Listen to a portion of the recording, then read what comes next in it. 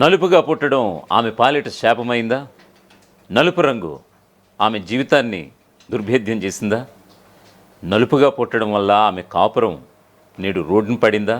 Yes, ఖచ్చితంగా కట్టుకున్న భర్త నువ్వు నల్లగా ఉన్నావు, నీతో నీ కాపురం చేయను, నీతో కాపురం చేస్తే పిల్లలు కూడా నల్లగానే పుడతారు, సో ఇది నా వల్ల కాదు, ఈ కాపురం నా వల్ల కాదంటూ కూడా పెళ్ళైన 6 నెలలకే ఆ భార్యని విడిచిపెట్టినటువంటి వైనం. అంతటితోటి ఆగాడు ఆ భర్త, అక్కడితోటి కూడా ఆగలేదు. మరోవైపు అత్తమామలు కూడా సూటిపోటి మాటలు. నువ్వు వచ్చిన వేళ విశేషం ఏమిటో కానీ వచ్చిన దగ్గర నుంచి అశుభాలే జరుగుతున్నాయి, అసలే నల్లగా ఉన్నావు, దీనికి తోడు అశుభాలే జరుగుతున్నాయి, నువ్వు మెట్టినింట అడుగుపెట్టిన నాటి నుంచి నేటి వరకు కూడా అంటూ కూడా ఈ అత్తమామలు సూటిపోటి మాటలన్నీ కూడా పొడిచి నిజంగా ఆమెను బయటికి గింటేసినటువంటి వైనం. నీతో కాపురం చేయనని ఒకవైపు భర్త అంటాడు, నిన్ను కోడలుగానే యాక్సెప్ట్ చేయట్లేదని అంటూ మరోవైపు అత్తమామలు అంటారు. సో ఇప్పుడు మనం చూస్తున్నటువంటి ఆ విజువల్స్లో ఆ ఎల్లో కలర్ చుడిదారు వేసుకున్నటువంటి ఆవిడే ఆ బాధితురాలు.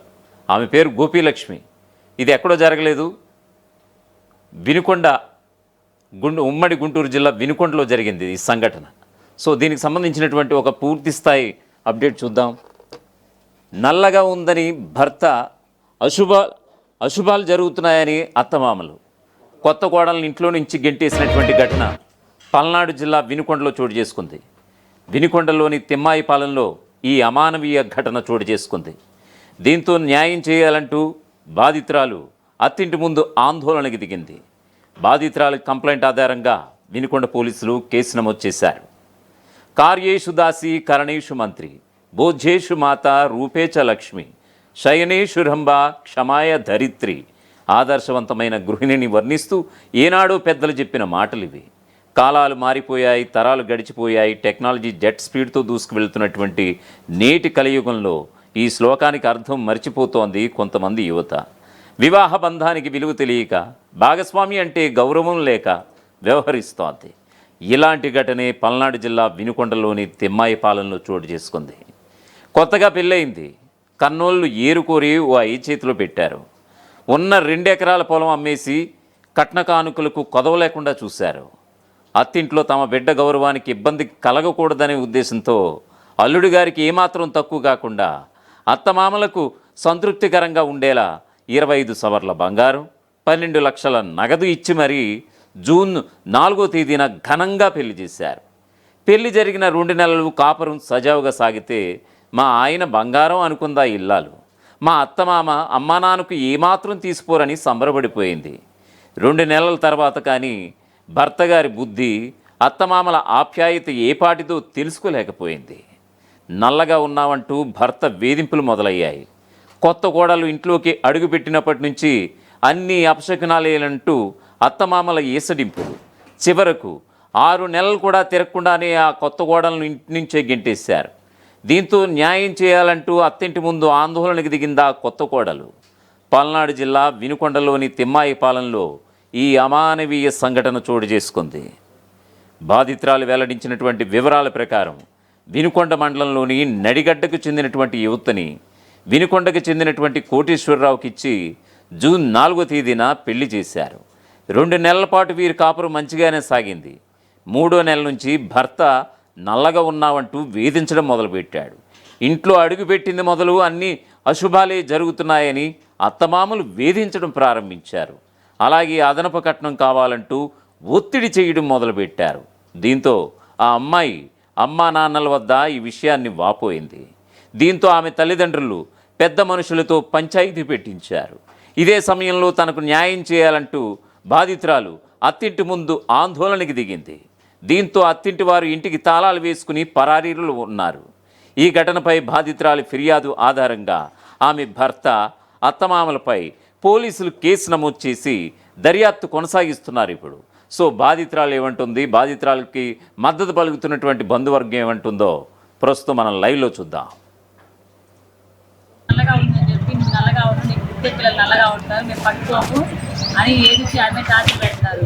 ఆ అమ్మాయికి 2 రోజులు అన్నం పెట్టకుండా ఇంట్లో ఉంచితే అమ్మాయి బాగలేకపోయినా పట్టించుకోలేదు, అన్నం పెట్టలేకపోయినా కానీ బాగలేక నాన్న ఇది చంపేస్తారని చెప్పి వాళ్ళ నాన్నకి ఫోన్ చేస్తే వాళ్ళ నాన్న వచ్చి హాస్పిటల్ తీసుకెళ్ళి చూపించి ఇంట్లో వదిలిపెట్టిపోయినా కానీ ఆమెను పట్టుకోకుండా టార్చర్ పెడతారని చెప్పి వాళ్ళ నాన్న మళ్ళీ చేసి నన్ను భర్త మీద నాన్న వచ్చి తీసుకపోతుంటే ఆయన వచ్చి తీసుకొచ్చాడు. వీళ్ళు తీసుకొచ్చి స్టేషన్కి వెళ్ళి కంప్లైంట్ ఇచ్చామండి. కంప్లైంట్ ఇచ్చినా కానీ వాళ్ళు సానుకూలంగా మాట్లాడడానికి రావట్లా. రోజు వస్తా రేపు వస్తా అని చెప్పి తప్పించుకుంటున్నారు. ఇట్లా కాదని చెప్పి మొన్న రోజు అందరం వెళ్ళి స్టేషన్ కాడికి వెళ్తే వీళ్ళ ఆయన నేను తీసుకెళ్తాను ఇల్లు చూసుకొని 2 రోజుల్లో తీసుకెళ్తానని చెప్పి అని అన్నాడు. ఇంటికి వచ్చిన తర్వాత వాళ్ళ అమ్మ వాళ్ళ నాన్న మాటని నాకు అవసరం లేదు, పెద్ద మనుషులు పోలీసులు బెదిరిస్తేనే నేను నాకు అవసరం లేదు అని. సరే అవసరం లేదు కదయ్యా, మా తిప్పలు మేము పడతాము, ఈ తిప్పలు మీరు పడండి, మాకు చేసిన న్యాయం మీరు చేయండి అంటే మాకు అవసరం లేదు, మాకు ఎమ్మెల్యే తెలిసి ఎంపీ తెలిసి అందరూ తెలిసి మాకు మీరు చేసేది చేసుకోండి అని చెప్పి చేశారు. సరే అయితే ఏమైందని చెప్పి మా అమ్మాయిని వదిలిపెట్టడానికి నేను తీసుకొచ్చామండి. తీసుకొస్తే వాళ్ళంతా జుట్టు పట్టుకొని లంచా నువ్వు వేడికి ఇంట్లోకి వచ్చేది, నువ్వు అవసరం లేదు, నువ్వు వచ్చిన కానీ మాకు దగ్గర జుట్టుకుని చెప్పి అమ్మాయిని తీసుకొచ్చి బయటకు లాక్కొచ్చేసింది. మేము అనడానికి వచ్చి మా మీద కర్రలు తీసుకొని కొట్టడానికి ఎగబడేసరికి పోలీసులు వచ్చి తీసుకెళ్ళి సగం దూరం వెళ్ళంగానే వదిలిపెట్టేశారు. వాళ్ళు రోజు రాలేదు. మేము తెల్లవారు రాత్రి కూడా చలిలోనే ఉన్నాము, తాళం వేసి బయటే కూర్చున్నాము. ఎవరు వచ్చి వాళ్ళు లేక చలిలోనే కూర్చొని ఉన్నాము. ఇప్పుడు వచ్చి పెద్ద మనుషులు వచ్చి సరే అమ్మ తెల్లవారు ఎండలో ఏడుంటారు, తెల్లవారు చదువుకున్నారు కదా అని చెప్పి ఇంట్లో వరకు గేట్ వేసి ఉంటే ఆ గేట్ తీసుకుని ఇప్పుడేనండి ఇంట్లోకి వెళ్ళాము. లక్ష్మీనారాయణ, లక్ష్మీ అంటే ఎవరెవరు? మా బావ, మా అక్క పేరు సావని, మా బావ పేరు లక్ష్మీనారాయణ. మీ మామగారి పేరు వెంకటేష్, మీ అత్తగారి పేరు? మా వదిన నేను నువ్వేం సంపాదిస్తున్నావు, ఇంట్లో కూర్చొని తిని ఉంటున్నావు, నువ్వు దేనికెళ్ళు 2 ఎకరాల్లో లేకపోతే 12 లక్షలు డబ్బులు తీసుకొని దేనికెళ్ళు అది ఇదని తగాలాడారు. మీ హస్బెండ్ పేరు? కోటేశ్వరరావు. అంటే పెళ్ళైన దగ్గర నుంచి మీకు ఎట్లా ఉందండి? పెళ్ళి 6 నెలలు అప్పటి నుంచి అంతే ఉంది. 6 నెలల్లో 5 నెలలే ఆమె ఇక్కడ ఉంది. 1 నెల మా ఊర్లోనే వదిలేశారు. పోలీస్ కేసు పెట్టినా పట్టించుకోలేదా? అయితే ఇవన్నీ పెళ్లికి ముందు తెలియదా కోటేశ్వరరావుకి అంటూ కూడా సదరు భర్తగారైనటువంటి కోటేశ్వరరావుపై ఇప్పుడు సర్వత్రా విమర్శలు వ్యక్తమవుతున్నాయి. ఖచ్చితంగా, ఎందుకంటే పెళ్లి చూపులు జరుగుతాయి, అమ్మాయి నచ్చిందా నచ్చలేదని కూడా ఒక మాట అడుగుతారు.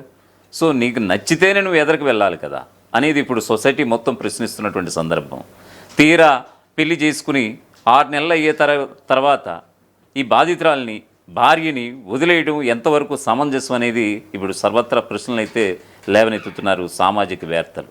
ఖచ్చితంగా ఆ బాధితురాలకి న్యాయం జరగాలి. నలుపే శాపం అయ్యిందా అంటే కనుక ఖచ్చితంగా నలుపు అనేది ఈ యొక్క దేనికి అడ్డంకి కాదు.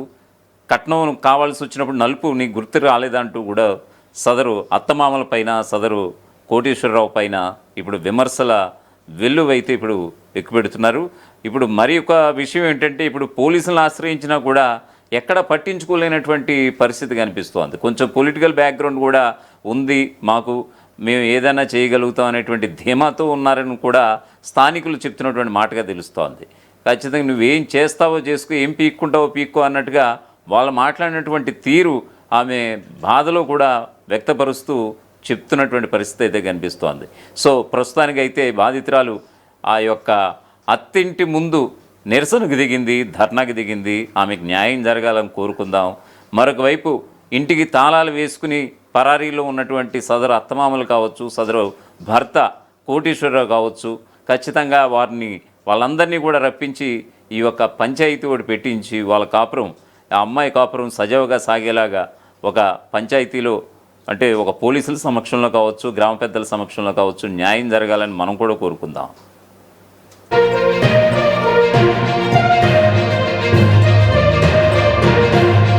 అసలైన తొలి వెలుగు. ఫాలో వాట్సాప్ @తొలి వెలుగు official.